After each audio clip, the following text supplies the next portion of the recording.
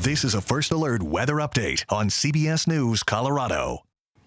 Well, we are continuing to track big changes in our forecast, so advice is enjoy the one more warm and dry day that you have in store for Tuesday. Partly cloudy sky and just a touch of a breeze, around 20-mile-an-hour wind gusts at times, but things really start to change heading into Wednesday as our attention remains zeroed in on the Pacific Northwest, the storm that's already impacting parts of the Pacific Northwest, the coast, starting to see that rain and snow as this low moves inland. Now, this is an interesting setup for a heavy front range snow storm system.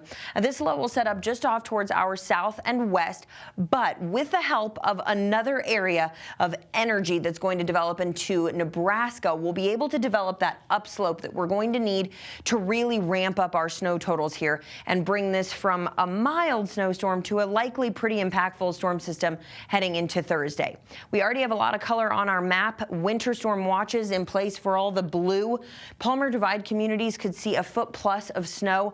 Denver could pick up around 6, if not likely more, inches of snow, especially the further west you go. Heading into the foothills in our Front Range Mountains, that's where we could see around 3 feet of snow possible. Again, all this through Thursday evening. Some of these winter weather advisories go into effect early Wednesday as snow will start to hit there first. So it's the worst of the storm timing that we'll see Wednesday night through Thursday afternoon. That's when roads will rapidly deteriorate. That's when we'll see travel impacts likely at the airport. That's when we're going to want to keep our eye on anything going on out there on the roads, as travel will likely become at times impossible in some of our foothills and mountain areas, with significant snow also expected into the metro area, especially farther west of I-25. The eastern portions of the state into the northeast, this is not quite your storm system. We're not going to pick up quite as much snow. Still likely some, but certainly not as much. And that'll be evident here on Futurecast, as you see in just a second. We may get a few stray showers overnight Tuesday into early Wednesday, but the mountains will start to see that snow develop, and it won't really stop until we hit about Friday and into Saturday. We start to pick up the rain around the dinner time hour, so you're heading home from work on Wednesday, likely to see some wet roads. Palmer Divide communities could start to get that rain-snow mix as we head home from work, but it all transitions over into snow Wednesday night and into Thursday. As you'll notice, the Northeast really stays spared of a lot of the accumulating snow, but it just stays situated over the Denver area, I-25 corridor, down into the south and up into the high country all day Thursday before gradually tapering late Thursday into early Friday morning.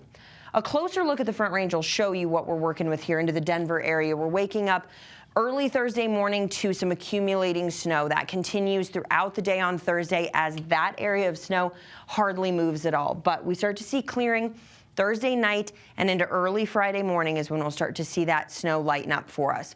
As far as your impacts go, Denver's really in that significant flirting with more major impacts. The higher up in elevation you go, the farther west you go, that's where we're likely to see some major impacts. If you have a flight that you're trying to catch Thursday evening, maybe even early Friday, definitely watch what's going on at DIA, as there's the potential there for those cancellations, those delays to start on Thursday and continue with lingering cancellations and delays into Friday. Now, of course, there are things that can change with this forecast, and it is something that we will continue to track as it gets closer. That is how things are shaping up at this time.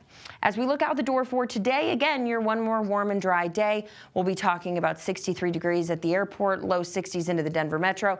Some 70s not out of the question for the southeast as the high country heads into the 40s.